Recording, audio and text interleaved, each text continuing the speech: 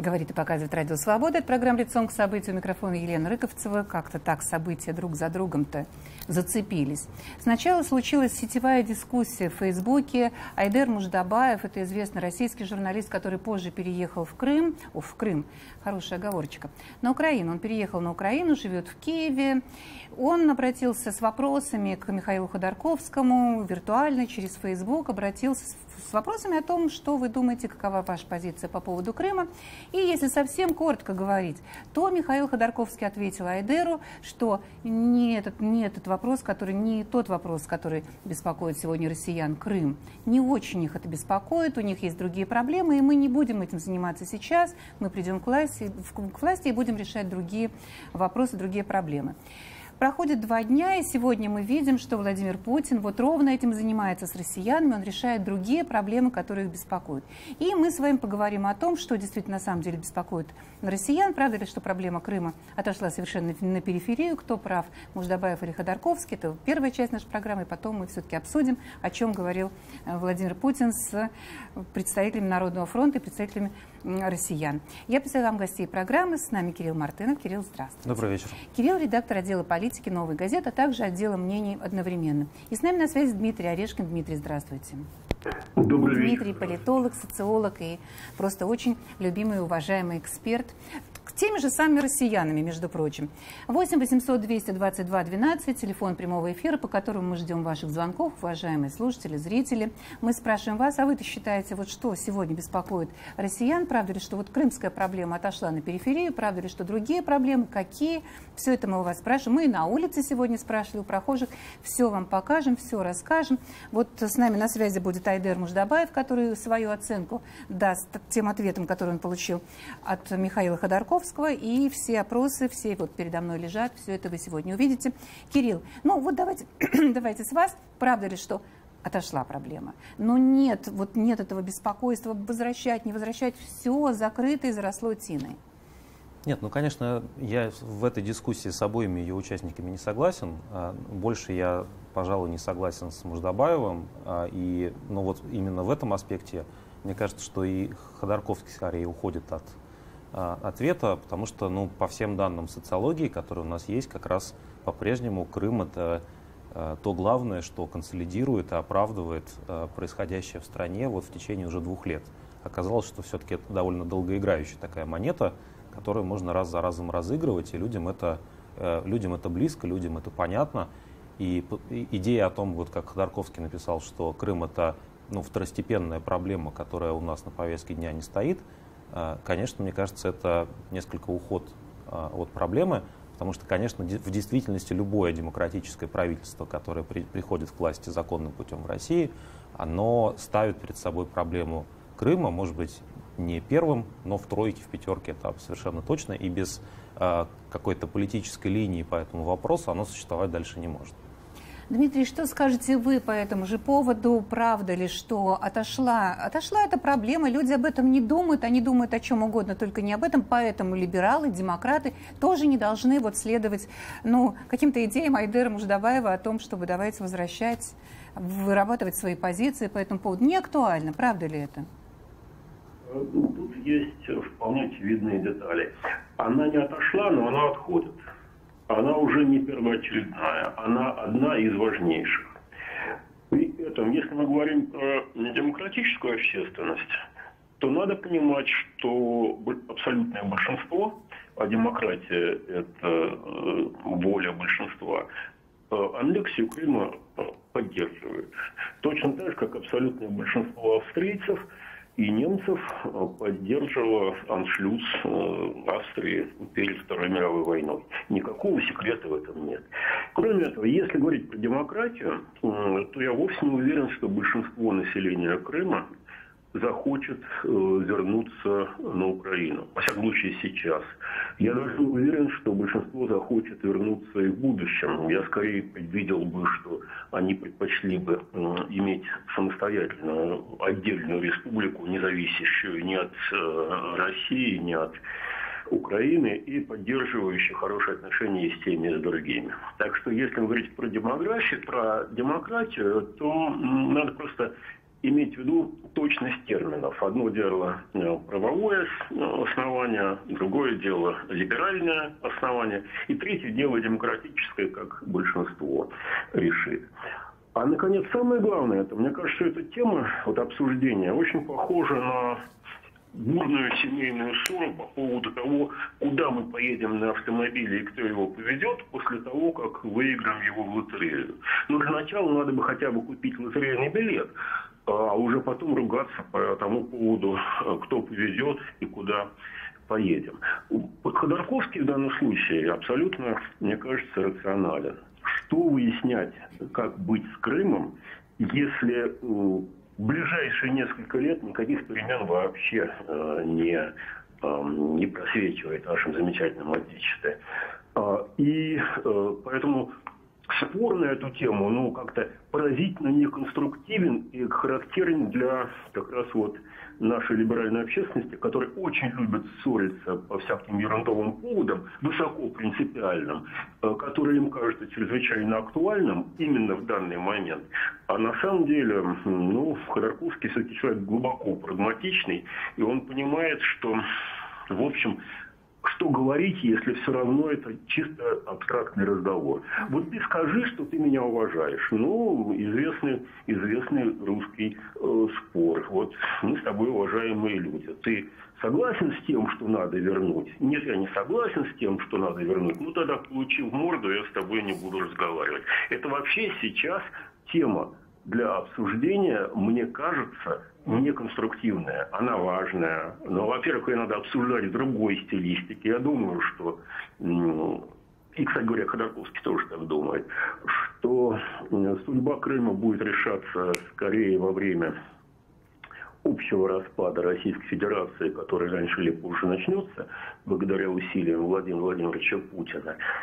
Но сейчас по этому поводу ломать копья, мне просто кажется неразумным. Понятно. И давайте тогда, спасибо, Дмитрий, мы спросим Айдера Муждабаева, который инициировал эту дискуссию, который сейчас действительно обсуждает весь интернет. Я уж не знаю, кто из популярных, известных людей не высказался по этому поводу. Айдер, вот смотрите, какая постановка вопроса. Но ведь вы здравый, разумный человек, рациональный, вы понимаете, что пока этот режим у власти, нет никакого смысла обсуждать проблему Крыма. Или вы считаете, в любом случае, безотносительно к тому, будет этот режим, будет следующий, обязательно либералы, демократы должны определяться жестко в своей позиции. То есть это скорее вопрос, вы понимаете, определения позиций, не вопрос, возвращать ли Крым, а определиться с позицией. Вы должны сказать, как вы относитесь к Крыму, и тогда мы скажем, кто вы. Правильно? Нет, это не совсем правильно. Я считаю, что я в этом вопросе более прагматичен, чем Михаил Борисович Ходорковский. Я сейчас объясню, почему. Ходорковский исходит из того, что нынешняя ситуация неизменна, и что настроение людей не будет никогда меняться, и он проецирует сегодняшнюю ситуацию на будущее. А это неверно. Никаких шансов прийти к власти сейчас у Ходорковского и у его сторонников, у людей, скажем так, оппозиционных взглядов нет. Поэтому думать надо не проецировать сегодняшнее свое состояние, не сегодняшнее состояние болезненное российского общества на будущее проецировать надо, а думать о том, каким это состояние общества будет тогда, когда вопрос о Крыме придется решать. И, на мой взгляд, моя позиция более прагматична. В данном случае выиграет в будущем тот политик, который к тому моменту, когда российское общество дозреет до понимания того, что Крым надо вернуть, сможет сказать: я это говорил всегда. Я принципиальный человек, я говорил так всегда, и я не менял свою позицию. И люди это оценят. То есть люди оценивают принципиальных политиков, они не будут оценивать популистов, понимаете? К тому времени, когда, вот если, как я представляю себе российское общество в момент развала нынешней системы, нужны будут как раз люди, которые всегда говорили правду. То есть одну ложь путинскую сменить на другую ложь не получится.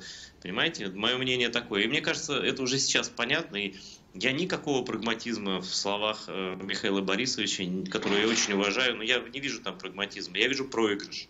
Я вижу то, что от него как минимум половина потенциальных сторонников отвернулась. но я уверен, что он никого не приобрел себе в сторонники из крымнашистов, из сторонников Путина. Потому что он исходит из неправильной вот этой парадигмы, с чего я начал, из того, что сейчас нужно говорить о будущем, угождая нынешнему российскому обществу. Нет, лидер должен опережать состояние общества, он должен прогнозировать, как будет меняться общество, а на мой взгляд, перемены неизбежны, и они прогнозируемы в спокойном, неэмоциональном режиме. Так что это не вопрос, ты меня уважаешь или нет, это вопрос, ты думаешь о будущем или нет. Причем совершенно, вот я в чем согласна с Айдером, что ведь мы же не можем даже и спрогнозировать настроение в самом Крыму, Кирилл. Они же тоже меняются, это же люди гибкие, подвижные. Мы прекрасно знаем, что, во-первых, не все голосовали. Во-вторых, есть люди, которые голосовали за то, чтобы остаться в Украине. Есть люди, которые категорически не хотели расставаться с украинскими паспортами. Есть люди, которые уехали. И есть ситуация политическая, которая может меняться в одну сторону, в другую сторону. Есть политическая выгода, есть экономическая выгода оставаться в Крыму с Россией или с Украиной, или вообще в каком-то другом устройстве. Вот этого мы не учитываем. Ну, вы знаете, мне довольно часто приходится говорить о том, что вообще присоединение, аннексия Крыма – это внутриполитическая проблема и такая бомба замедленного действия под всю политическую систему, не только кремлевскую, но и оппозиционную потенциально. Потому что действительно здесь в Крыму находилась, помимо прочего, какая-то вот эта постсоветская травма, нарыв, который был вскрыт. Из него очень много всего в итоге мы узнали нового о том, в каком обществе мы живем. И боюсь, что этот нарыв вот просто добрыми надеждами о том, что рано или поздно общество оздоровится, этот нарыв только такой надеждой, возможно, будет не пережит никогда или, по крайней мере, на времени нашей жизни, в ближайших десятилетиях. Этот момент тоже стоит учитывать. И я думаю, что вот эта позиция, о которой Айдер говорит, это позиция этическая, но не политическая. Я не имею в виду, что я такой вот макиавиалист или всех призываю быть такими циничными манипуляторами. Я думаю, что просто политическая позиция здесь состояла бы, например, условно говоря, в следующем тезисе. Я, собственно, этот вопрос хотел Айдеру и задать. Почему нельзя вопрос ставить следующим образом? Вопрос такой. Мы готовы поддерживать любое демократическое правительство Российской Федерации, которое, однозначно отрицает возможность войны с соседями, в частности с Украиной, придерживается прав и норм международного права. Когда мы ставим после этих двух тезисов точку, на мой взгляд, то мы попадаем в ту ситуацию, когда все события, начиная с 2014 года, объявляются недопустимыми, преступными, аморальными и так далее. При этом дальше у нас остается на руках по-прежнему статус-кво, фактическое положение вещей в Крыму, где население как минимум расколото. Дальше мы, признавая международное право и суверенитет Украины, мы садимся, очевидно, за стол переговоров и начинаем разговаривать с участием тех людей, которые живут в Крыму, и тех различных сил, которые в Крыму, в Украине, в России в решении этого вопроса заинтересованы. Я просто думаю, что, понимаете, если я рассуждаю как политик, а не как моралист, то это единственная позиция, с которой можно двинуться на шаг вперед. Если говорить жаргонным языком, вы предлагаете Айдеру не заморачиваться сегодня с настроением либеральных партий, ходорковских и так далее. Совсем нет. Я хочу потребовать, чтобы я бы на месте Айдера именно потребовал от демократов, не потребовал бы от собеседника, а потребовал бы от всех, кто называет себя демократами, заявить свою абсолютную приверженность нормам международного права. Как только они эту приверженность заявляют, так вопрос о статусе Крыма на самом деле не существует, потому что невозможно юридически одновременно соблюдать международное право, международные конвенции и признавать какой-либо иной статус юридический Крыма. Я этот вопрос уточняющий задала, потому что вы сказали, вы, может быть, оговорились, вы сказали, к правительствам его вопрос должен быть, я не поняла. То есть, к партиям, к партиям. Айдер, что вы скажете вот на это предложение? Вот, собственно, я не вижу противоречия между тем, что вы сказали и что Кирилл, но, может быть, вы увидите, чувствуете. Как вам это предложение? Надо было просто сказать, что Крым — это Украина. Все. Что дальше обсуждать? Какой смысл? Зачем вся эта риторика? А я объясню, зачем. Это риторика для того, чтобы понравиться путинским избирателям. Но это ошибочная ставка. Они его не полюбят. Они олигарха Ходорковского не полюбят никогда. Хоть бы он даже надел на себя маску Путина. И в этом его главная ошибка. Ту аудиторию, к которой он апеллирует, заранее обсуждая, как он не будет там отдавать Крым, да, и как он будет, он даже фактически пригрозил войной Украине, если Украина попробует претендовать на Крым. прямо, да, на что она имеет право. Значит, этим он может понравиться только пропутинским товарищам. Но у пропутинских товарищей уже есть товарищ Путин, понимаете? И вот это, он на этом поле, бывший олигарх Ходорковский и политэмигрант, его никогда не переиграет.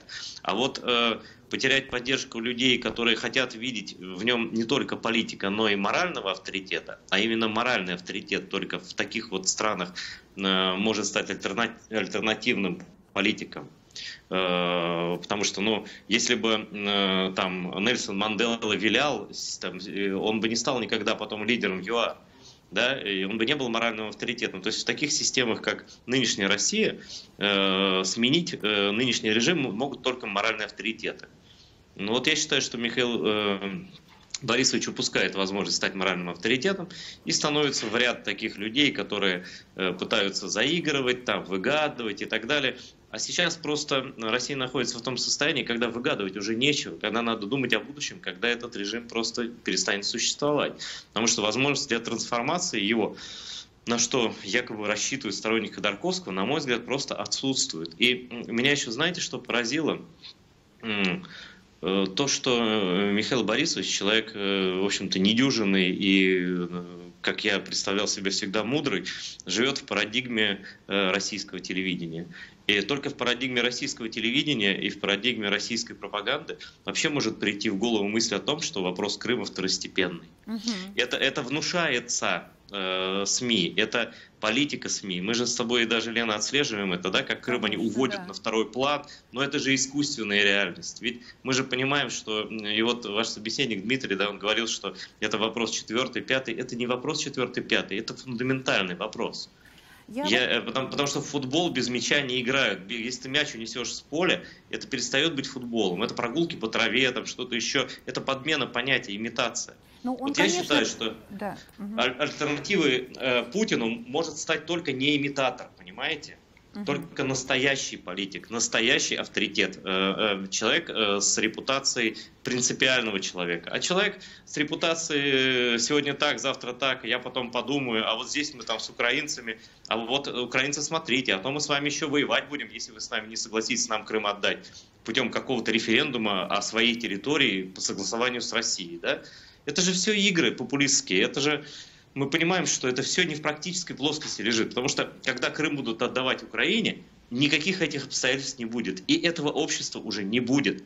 Это как до 9 мая 1945 года разговаривать с немцами, и после 1945 года. Я не говорю, что будет таким же способом этот режим, так сказать, низложен. Но очевидно, что ресурсов для демократического его изменений внутри России просто нет, а значит, надо думать о будущих временах и думать о будущей России, а не о том, как так сказать, вот этот танк перестроить, не знаю, там, в современный компьютер. Спасибо, Айдер. Но я, опять же, вот тут соглашусь по поводу периферийного вопроса. Он не может быть по определению периферийный. Даже за Трампа держится российская пропаганда, потому что он якобы пообещал признать аннексию Крыма.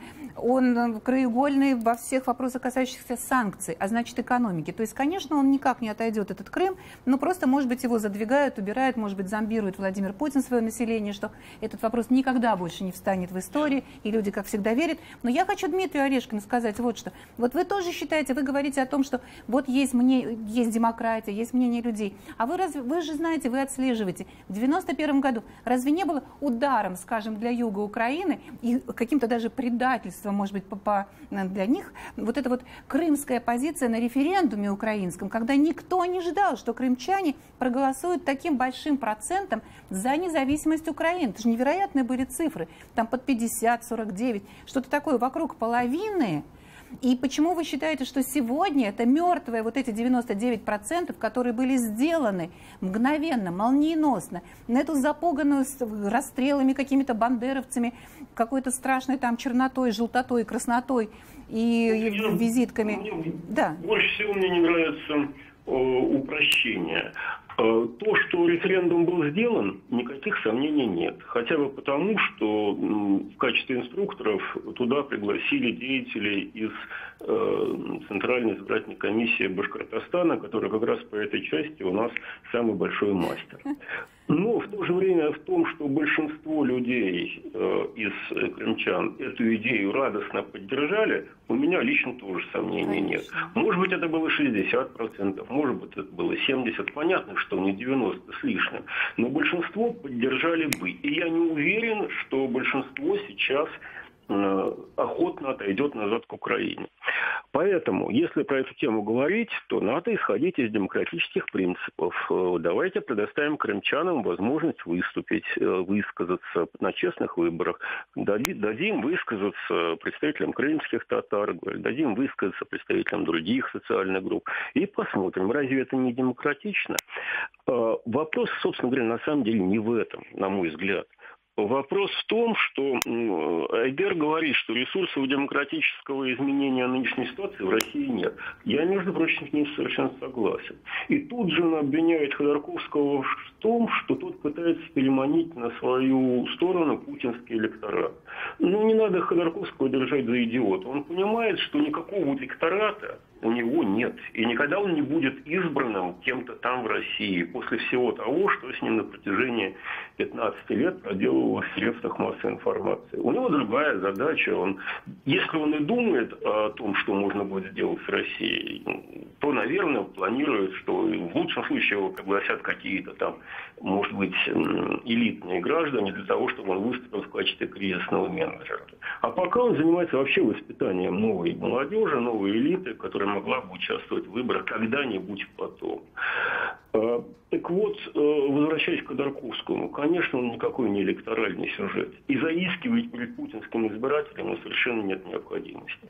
Что касается принципиальности, о которой так печется господин Муждабаев, это, пожалуйста, Григорию Алексеевичу Явлинскому. Он несгибаемо высказался, он уже все сказал, он получил, Яблоко получило свои неполные 3% на прошедших выборах, чем, в общем-то, достаточно наглядно продемонстрировала актуальность антиимпериалистической пропаганды и политики в Российской Федерации.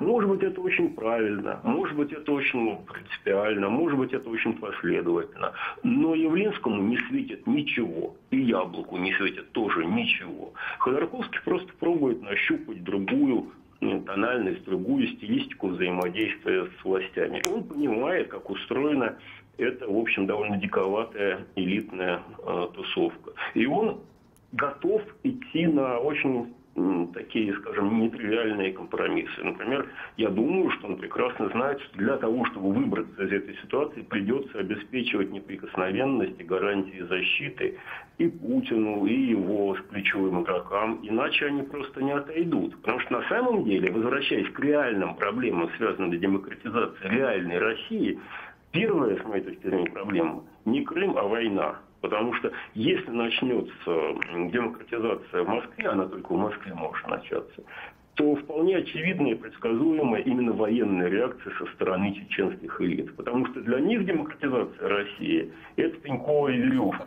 И они просто так на это не пойдут. Они или будут воевать в Москве, или они будут отделяться от Москвы. Но так или иначе, вот мирного, благополучного отделения или перевода России на демократические рельсы я, например, не вижу. И поэтому, когда господин Муждабаев говорит про 45-й год, надо понимать, что до 45-го года был еще 41-й, 42-й и 43-й. Так вот, Ходорковский именно об этом думает, а не о том, что делать потом, после 45-го года. Нам еще война предстоит после того, как Москва встанет на дыбы и начнет сопротивляться путинскому режиму. И не до Крыма будет, а потом, когда все это полыхнет на всю катушку, вот тогда уже Крым и сам бегом кинется из этого пылающего дома, не совсем понятно куда, назад на Украину, а может быть самостоятельно плавание. А сейчас собачится по этому вот очень важному для господина Муждабаева вопросу и на самом деле важному, но входящему в пятерку не менее важных вопросов России, мне кажется, совершенно неконструктивным. Тут надо думать, как быть вот с теми самыми людьми, которые в случае демократической победы должны ехать в Лондон рассказывать про Полоний, или должны ехать в Гаагу рассказывать про Анну Политковскую, или должны ехать туда же рассказывать, откуда взялся Бук, который сбил Боинга. Вот как с этими людьми надо будет договариваться, или воевать, или втаскивать их в эту самую демократическую обстановку, вот проблема. А Крым это уже немножечко потом, это после 45-го года. Спасибо, Дмитрий. Я просто хочу сразу уточнить, что в той постановке, в своей постановке вопроса я, конечно, не делала акцента на том, что он был подделан, фальсифицирован этот референдум, хотя я просто объяснила, как давили, это все знают. Я делала акцент на том, что нельзя считать мнение крымчан за нечто незыблемое и несменяемое, и неизменяемое. И мы никогда не знаем, как повернутся события и как повернутся эти настроения. Вот нельзя сегодня говорить, что всегда и всюду будут 99%. И вы сами только что и сказали, что если повернутся события так, как вы описали, то еще неизвестно, куда люди вообще-то потянутся после этого. Собственно, вы это и подтвердили. Марина из Москвы, здравствуйте, говорите, пожалуйста. Здравствуйте. Здравствуйте. Что Путин делает, всем понятно. Сначала оболванил телевидением население наше, а теперь он начинает население угрожать, посадить, чтобы все заткнулись остальные, которые еще не оболванены. Но вот что делает Украина? Она идет по полному, мне кажется, пути Путина. Вот сейчас они начинают угрожать крымчанам, что там дезертиры, которые оказались, начинают их выкрадывать. И этим они, естественно, население к себе не приближают. А это первый вопрос. А второй вопрос. Может быть, это они хотят показать Донбассу, что будет с ними, если они пойдут за Путина. Вот это я хотела бы узнать. Почему они так себя ведут и еще больше настраивают население Украины против себя? А как они себя ведут, кроме того случая, о котором вы сказали, что СБУ арестовал там на границе двух людей, которые они считают подозрительными? Это все, что вы им инкриминируете за последние 3 года? Вот эту вчерашнюю историю, которую Владимир Путин там считает возмутительной, или МИД Российской Федерации? Что? Ничего, по-моему, вы переслушали Сергея Лаврова, мне так кажется. Хорошо, я вот предлагаю сейчас послушать, мы продолжим наше обсуждение после того, как узнаем, что говорят люди на улице. Конечно, сегодня этот вопрос звучит несколько провокационно, который мы задавали. Как вы относитесь к идее возвращения Крыма в состав Украины? Является ли это для вас проблемой, вопросом? Мы должны сказать сразу, что 74% наших читателей нашего твиттера этого не одобряют, 20% тем не менее есть, которые поддерживают, возможно, что это наши читатели с Украины. Но давайте послушаем улицу. Как вы относитесь к идее возвращения Крыма в состав Украины? Это очень сложный, многогранный вопрос. Я в этом случае отношусь, наверное, как буддист никак. Это не то, что мне все равно, а то, что, чтобы оценивать это, нужно быть либо крымчанином, либо находиться там. Ну, как Путин сказал, Крым российский, точка. Все. Я считаю, что Крым надо оставить России. Это территория России, чтобы все наши русские люди ездили отдыхать обязательно только к нам в Россию, в Крым. В России нету бед. Мы настолько сильная страна, у нас настолько сильная молодежь, что мы можем справиться обязательно без всяких санкций. Мир настолько огромный, большой, что мы обязательно выкрутимся из любой ситуации. И также мы обязательно найдем выход. Волеизъявление граждан было присоединение к России. Собственно, надо уважать волеизъявление граждан. Поэтому Крым. Я отношусь никак вообще, потому что я считаю, что нужно людей спрашивать, кто там живет в Крыму. Вот они должны решать, надо им это или не надо. Вот если они хотят там в Украине, пускай там так и будет. А если Россию устраивает, тогда вот так вот. А мне от этого ни холодно, ни жарко, потому что мне от этого деньги там никто не платит, ничего, а вот земля у нас большая, и поэтому я считаю, что мне от этого ни холодно, ни жарко. Наш Крым, не наш Крым, я не знаю. Я считаю, что Крым — это территория России. Отрицательно, по-моему, это их выбор, крымчан, войти в состав России. Поэтому здесь, наверное, другого быть не может. Я отрицательно. Я выросла и жила в Советском Союзе, и в наше время Крым был нашей всесоюзной здравницы, куда мы ездили отдыхать. Был замечательный райский уголок. Я сама истопала все уголки, все возможные тропы в Крыму, и всегда считала, что это российский уголок. А то, что Хрущев подарил, я считаю, что это, наверное, в то время он никак не думал о том, что будет впереди. Я думаю, что этот вопрос в связи с санкциями стоит поднять на повестку дня. И вообще, может быть, даже и референдум по поводу этого всего. Вот Обратите внимание, как они себя отделяют все-таки. Вот Крым – это Крым, Россия – это Россия, пусть они там решают. То есть у меня нет ощущения, что вот в нескольких ответах я не чувствую того, что это одна страна, один народ. Они хорошо относятся к идее присоединения Крыма, но они, тем не менее, какую-то вот границу проводят. Айдер, ну давайте вы прокомментируйте, как вы воспринимаете эти ответы. Ну, как ответы немцев о будущем германского государства, там, скажем, в апреле 1944 года. Вот никак иначе это не воспринимаю. Это продукты пропаганды. И то, о чем Дмитрий Орешкин говорит, это тоже продукция пропаганды. Это вообще у меня несколько ступор наступает, когда я вижу, когда люди, которые называют себя демократами, либералами, вообще не изучив вопрос, говорят о каком-то волеизъявлении крымчан, пусть даже условном, и употребляют такие конструкции, как «а если бы был бы честный референдум, то, наверное», или «но все-таки мы же понимаем, что большинство крымчан». Откуда вы это берете? Ни один социологический опрос до аннексии не показывал более 42 или, я не знаю, 38% желающих присоединиться к России. Понимаете, это пункт первый, но даже социология тут не играет роли. Этот референдум был полностью незаконный, подтасован полностью. Он был проведен без всяких списков избирателей. Голосование не отвечает никаким нормам. Там даже 50% вероятности никакой нету. Это все подтасовка. Почему люди, которые называют себя либералами, принимают пропагандистскую вот эту поделку российского режима за истину или хотя бы за имитацию истины достоверную? Если вот не перестать этим заниматься, то так можно далеко зайти. И вопрос вот не во мне, у меня никаких личных амбиций нет, я никаких партий не строю и никуда избираться не желаю.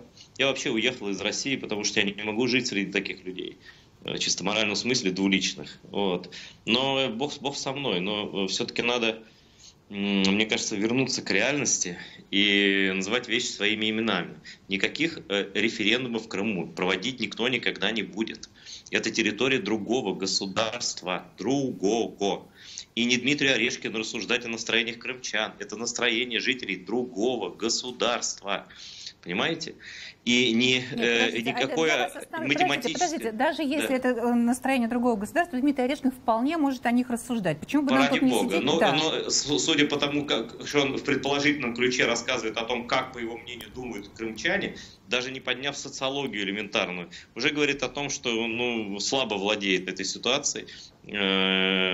Поэтому я вот так не берусь рассуждать о настроениях, там, и ни один украинец не возьмется так рассуждать о настроениях в Калининграде где-нибудь или в Смоленске. Но россияне спокойно берутся рассуждать. Россияне спокойно берутся рассуждать о том, что думают крымчане. На каком основании? На каком основании либеральный политолог Дмитрий Орешкин решает за крымских татар вопрос, в каком государстве они будут жить? Ведь политолог Дмитрий Орешкин прекрасно знает, что крымские татары единственный народ, который, согласно международным правовым актам, имеет право на самоопределение на своей территории. А заселившие туда люди из других стран, вот за последнее время 73 тысячи граждан России в Крым было привезено, они не имеют права определять статус Крыма. Никаким образом и никак, понимаете? И все эти вещи, там, услышать Крым, услышать Донбасс, вот эти разговоры, они привели просто только к тому, что была обоснована российская аннексия и была обоснована российская агрессия. Никаких ни статистики, ни правовых основ под этим нет. И не из уст одного российского политика. Я не хочу и не буду никогда слышать, только с улыбкой, может быть, и с сочувствием к их моральному, что ли, такому образу, мнение о том, что они будут рассуждать о том, как будут жить жители других государств. Вы должны первое, что сказать, это то, что Россия должна оставить оккупированные территории другой страны. Все. И никаких условий Украине вы не имеете права выдвигать. И если вы либерал, и я всегда с уважением к Дмитрию Орешкину относился, вы не можете рассуждать ни о каких мнениях жителей Крыма. Для вас это должно быть просто табу, просто моральное табу. Вы не должны говорить и никаких уроков Украине преподавать. Не требуйте от нее, как Михаил Борисович Ходорковский, каких-то там соглашений. Вы обсуждаете украденную у человека вещь. Вы должны ее вернуть, если вы честны. а не обсуждать, что она вам нужнее и больше идет, что она вам нравится. Давайте поторгуемся, может быть, у меня оставится. Нет, такого не будет. И вот, понимаете, я просто вот о чем чего боюсь, но мне это не страшно, но просто я за вас боюсь, за вот ту либеральную часть российского общества, которая считает, что моральные компромиссы возможны и даже необходимы и целесообразны, что... Во-первых, вас просто там и с вашим вот этим вот как бы почтением к так называемому выбору жителей Крыма, даже гипотетическому почтению, вас там никто все равно не услышит и по голове не погладит, во-первых, и все равно как бы репрессии коснутся и вас. Не из этих соображений Дмитрий говорит это, что он боится чего-то. Да, он не боится, хорошо. Мнение, да.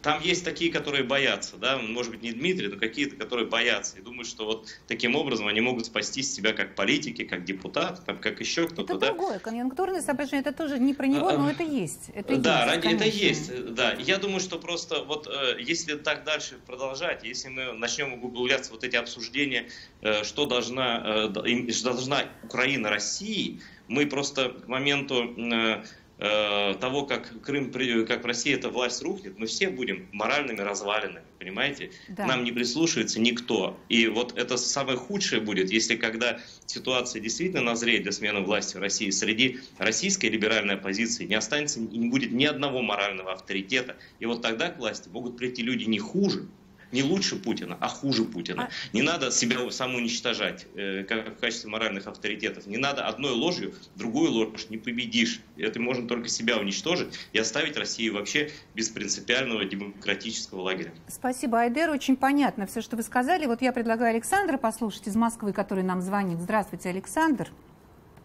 Всем добрый вечер. Да. Говорите. Вот. Да, я полностью солидарен с позицией Айдера Муджабаева. Вот. На месте будущего правительства России, которое придет после Путина, надо немедленно возвращать Крым без всяких референдумов, возвращать Донбасс, уводить оттуда силы свои вооруженные, извиняться за это официально, признавать все, что было сделано, а именно людские ресурсы, какие были погублены, материальные, моральные. Вот. Естественно, правильно сказал Муджабаев, что позиция Ходорковского, Навального – это такая, позиция какая-то, я не знаю, штрейкбрехерская, что ли. Вот. Правильно он сказал, что никогда ни в каком авторитете Ходорковский у народа, что при Путине, что после Путина, не будет. Он вор, олигарх. И он на этом себе крест поставил навсегда. Никакой не оппозиционер. Как интересно. Вот. Это вот у вас какая-то одна половина взглядов не сформированное телевидение, а вторая точно. А откуда вы знаете, что он вор, например? Вот кто вам это рассказал, что он вор? Вор мне кто рассказал? Да. Приговор. Он получил официальный приговор. Приговоры. То есть, смотрите, вот приговоры вы доверяете. Вот в этом вы российской пропаганде, российскому правосудию доверяете. Нет, я доверяю тому, что он вор, и приговору, и тому, что он еще олигарх. Все олигархи это вор. То есть по определению. Да, то есть если олигарх, то понятно. Конечно. А как вы думаете? Конечно. Понятно. Спасибо, Александр, вам за ваш звонок. Очень интересно. Я должна обратиться сейчас к Дмитрию Орешкину. Дмитрий, я бы хотела сдвинуться к Путину, к сегодняшнему событию. Как я уже сказала, что Ходорковский говорит, что какие проблемы русские люди, вот какие их беспокоят, он знает. А еще лучше это знает Владимир Путин. Он ровно этими проблемами сегодня занимался с этим Народным фронтом, который у нас сейчас идет на экранах. Но я хотела вас спросить, вы хотите что-то еще ответить Айдеру? Я просто должна вас спросить. Или да, уже... просто мне придется, к сожалению. Вот очень интересная логика. Кстати говоря, она близка к Александру, который, требует непримиримой нравственности, и при этом Ходорковского обвиняют в том, что он вор, потому что олигарх. Почему я думаю, что большинство в Крыму поддержало после его аннексии состоявшуюся ситуацию? Потому что сам Айдер сказал, что по социологии до не больше 40% высказывались за присоединение, что на самом деле очень много, потому что в присоединении к России, потому что обычно люди боятся высказывать такие вещи даже в демократических странах. А есть простой социологический параметр. не присоединившееся болото, оно всегда присоединяется к сильному. Вот когда Путин захватил Крым, я думаю, что 40 плюс 25-30% это как раз те 70, которые и составили бы то самое большинство, которое бы обрадовалось этому самому присоединению Крыма. Это простая эмпирика. Точно так же, как когда я говорю, что в современном русском общественное мнение в Крым, ну, скажем так, не вызывает остроты. Это просто констатация факта, которая подтверждена вашими же интервью на улице. Люди или поддерживают аннексию Крыма, или нейтрально против нее высказываются в своем большинстве. Нравится это или не нравится, это вот так. Это такая погода на улице. Я выступаю в качестве синоптика. А господин Муждабаев, он, значит, очень интересно выступает. Не Орешкину судить про Крым. Я, между прочим, не сужу про Крым. Я просто говорю то, что мне кажется про... Это не моя пропаганда, у меня вообще телевизора нет, надо сказать. Это мое мнение. Не Орешкину говорить про крымских татар. А что я говорил про крымских татар? А почему бы мне про них не поговорить? И в то же время он же говорит, что Россия должна, российские либералы должны. Почему господину Муждабаеву можно говорить, что мы должны, а нам говорить о том, что мы думаем? Мы же не говорим, что Украина должна. Мы же не говорим, что крымчане должны. Мы говорим, что когда вся эта система начнет рушиться, у нас появится целый ряд проблем, может быть, более существенных, чем Крым. Вот и все. Да, так что тут простой очень вопрос. Вы не говорите, что нам делать, а мы не будем говорить, куда вам идти. Логика, по-моему, вполне очевидна. И если вы хотите сохранить нормальные отношения с демократической оппозицией в России, то не самый правильный способ ей указывать, как она должна себя вести. Хорошо, я вот хочу спросить, Дмитрий, я просто вас прерву, потому что я еще должна, вот много чего нужно успеть. Я должна еще спросить у Кирилла оценку вашего мнения, комментарий по поводу вашего мнения о том, что приход к власти демократов может быть сопряжен только вот с теми кровавыми событиями, которые вы описали. Нет, я думаю, что здесь могут быть разные сценарии, но, знаете, меня, конечно, очень тоже заинтересовала эта дискуссия. Я согласен вот с Дмитрием по поводу того, что довольно странно говорить, что одна страна не имеет морального права указывать другой, но при этом постоянно указывает третьей стране, которая, мы все-таки не поддерживали события 2014 года, никто из здесь присутствующих. Мы, собственно, потому здесь и присутствуем, там я, вы, Дмитрий, потому что мы не поддерживали то, что произошло в нашей стране и с нашей страной в 2014 году. Дальше нам говорят, что я не смог жить среди вот этих ужасных людей, аморальных и двуличных, и уехал в другую страну, и мне там больше нравится. Здесь вопросов тоже никаких нету, но мы пока не уехали, это все еще наша страна, мы граждане этой страны, вокруг нас живут вот эти люди, вот такой электорат, такие избиратели, у нас здесь какое-то должно быть, наверное, будущее, и мы пытаемся это будущее сделать более пристойным, так, чтобы ни с кем не воевать и никого больше не захватывать. Но нам, с некой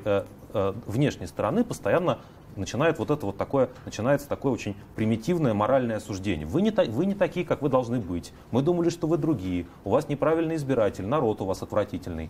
Какие еще? То есть, в принципе, я довольно давно, я очень люблю Украину и Киев люблю, у меня там много друзей, но я вижу, что, правда, в каком-то смысле слова лучше было бы для Украины, если бы вот к северу от Харькова был бы такой Великий океан, сразу Тихий океан бы начинался. И никаких проблем, вот народа бы не было бы этого неправильного там. Не получится так, понимаете, даже если эти либералы, которые у вас сейчас есть и которые вам сейчас в России не нравятся, они потерпят моральное поражение, то народ этот все равно никуда не денется. Возможно, в нем поменяется настроение. Мы вроде над этим и работаем как раз. Но занимать такую позицию морализма и требовать указывать российской оппозиции слабой и разрозненной, как ей вести дела, это с любой стороны, по-моему, достаточно абсурдная повестка. Что касается кровавого развития событий, этот сценарий не стоит исключать. Но, если честно, мне кажется, что в каком-то смысле слова, то есть кровавое развитие событий — это очень плохо, но история про то, что мы проживем еще 10, 20, 30 лет, так как мы прожили их в последние, скажем, 5 лет, это, наверное, все-таки лучше, чем кровавая развязка. То есть в данном случае я все-таки, наверное, выступаю за ужас без конца, чем за ужасный конец. Но почему должен быть обязательно вот этот ужасный конец? Потому что, смотрите, но есть три сценария. Да, как бы, смотрите, у нас есть три сценария. Значит, да. Как бы, нынешний российский режим осознает свои ошибки и исправится. Демократический сценарий мирный, да, там, на него кто-то будет вот давить еще. Вот. Значит, второй сценарий — это сценарий такого медленного сползания вот к полной такой африканизации. То, чем мы сейчас занимаемся с разных сторон. Вот отчасти на форуме как раз такие какие-то вещи обсуждаются, там совершенно вторичные. И это обсуждение может длиться десятилетиями, еще, может быть, не с участием Путина уже. И третий сценарий — это какая-то кровавая развязка, когда там происходит какой-то элитный конфликт, и там чеченские силовики, еще какие-то прекрасные люди, они начинают передел зон влияния.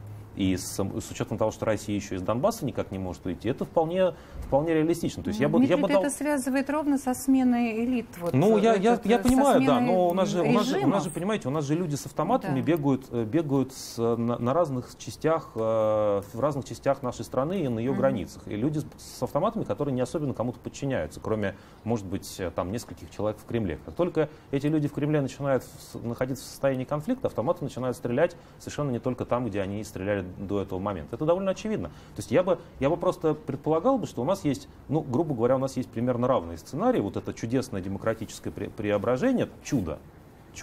Второй сценарий, там, 30-летний, например, 30-летнее ничто, вот ничего не происходит, и происходит то, что сейчас.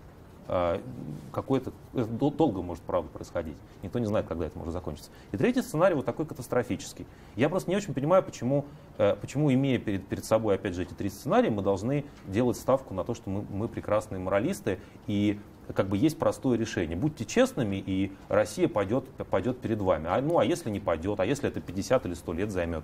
Как бы если среди нас нет Манделы, что поделать? Не всегда есть Мандела. Послушаем Вячеслава из Москвы. Здравствуйте, Вячеслав, говорите, пожалуйста. Здравствуйте.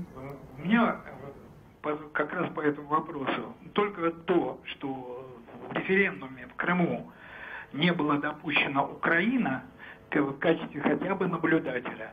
Все эти разговоры, вот там народ, вот Орешкины, все это выглядит так смешно. Тем более сейчас юридически, я имею в виду судебные органы международные, уже принимают решения, правильное решение, согласно нормам.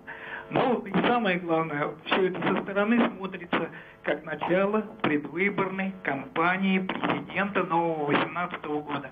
Уже сейчас можно видеть Явлинского, уже сейчас можно видеть Навального, приговор будет отменен, уже сейчас можно незаметно, но видеть Ходорковского. Это растаскивание голосов, и как обычно. Благодарю. Хорошо. Спасибо, Александр. Я вот все-таки предлагаю перейти к тому человеку, который знает, что нужно стране. Это совершенно необыкновенное состоялось сегодня обсуждение Владимира Путина с Народным фронтом. 2 часа человек говорил о том, о чем нужно говорить, на самом деле, председателю правительства, например, министрам. То есть он разбирался, вот вы сейчас видите на экранах, он разбирался с канализацией, с детскими садами, с помойками, с мусорками. Я честно выслушала 2 часа проблем, которые беспокоят Народный фронт. И, видимо, это то, что имеет в виду Михаил Ходорковский, когда он говорит, что не беспокоит Крым, а беспокоит вот это. И нам 2 часа сегодня демонстрировали, что беспокоит и кто будет решать эти проблемы. Вас это не удивляет, Кирилл, конечно. Я пытаюсь придумать причины, почему так происходит. Значит, первая история — это история о том, что, конечно, смысл существования Общероссийского народного фронта сейчас не очень понятен. Всем понятно, что это Володинский проект, всем понятно, что он создавался на случай какого-то чудовищного провала Единой России в качестве подстраховки, как некая такая президентская квазипартийная организация, которая Единую Россию поддерживает для того, чтобы 2011 год ни в коем случае не повторился. В принципе, без помощи Общероссийского народного фронта, по крайней мере, без какой-то ключевого вклада, там отдельные активисты во всем этом принимали участие, институционально они что-то делали, но, в принципе, мы как бы имеем такую победу Единой России без подстраховки. ОНФ никогда не упоминался в качестве какого-то второго партнера, тем более старшего партнера для Единой России. По большому счету для них это такая лебединая песня, то, чем они сейчас занимаются. Они, вытащили себе президента, сели вокруг него значит, кругом, да, и пытаются делать вид, что у них все хорошо. Вот, то есть, в принципе, это такая попытка доказать, что они в первую очередь нужны, что эта площадка имеет... Но они-то имеет... бог с ним, но он-то приходит, и действительно он 2 часа, не закрывая рот, рта, он действительно говорит, вот ровно, он ведет себя как председатель ЖЭКа, там, мэр города, губернатор. Ну, смотрите, это такой как бы с точки зрения политической науки, это просто такой патерналистский авторитарный режим. Как бы Путин, он начальник всего. Вот мы пока еще не дошли, что, скажем, показывают, ну, я не знаю, заседание Конституционного суда с участием Путина, где Путин учит судей правильно там бумажки заполнять. Но, в принципе, все к этому идет. Он разбирается во всех вещах, и, конечно, в тех вещах, которым, вот я не согласен, что это те вещи, которые народ волнуют, это те вещи, которые народу дозволено, о чем народу дозволено волноваться. Вот есть определенный уровень, знаете, как вот в проекте Собянина «Активный гражданин», там главная проблема Москвы, какой вид деревьев высаживать на определенные улицы. По этому поводу люди могут через смартфоны проголосовать. Это очень важный пример демократии. Вот здесь тоже, значит, мы можем принять действительно много важных решений о ЖКХ, наверняка там кому-нибудь там какую-нибудь будку, сарай починили в ходе этого прекрасного разговора. Но, опять же, если пытаться это все проблематизировать всерьез, если искать здесь какой-то политический смысл, ну, можно сказать, у нас же правительство уничтожено фактически. Уничтожено. Вот этим сегодняшним обсуждением Нет, у нас правительство уничтожено, конечно, арестом министра. Это понятно. Да, который, но это уже знак того, что это вот я уверен, что даже если бы Улюкаев остался бы не под домашним арестом, а в своем кабинете, то даже в этой ситуации Путин вполне спокойно мог бы все эти вещи обсуждать, потому что, ну, конечно, у нас нету председателя правительства. У нас Путин — это председатель правительства, отец нации и так далее. Это предельно персоналистская система, это просто еще один факт в копилку об этом. Вот давайте посмотрим опрос. Мы специально делали опрос сегодня такой вот по случаю проблем, которые беспокоят. Если вас не беспокоит Крым, то что вас беспокоит? Что они говорят, люди? Какие проблемы России вас волнуют? Никаких. Меня волнует только мир.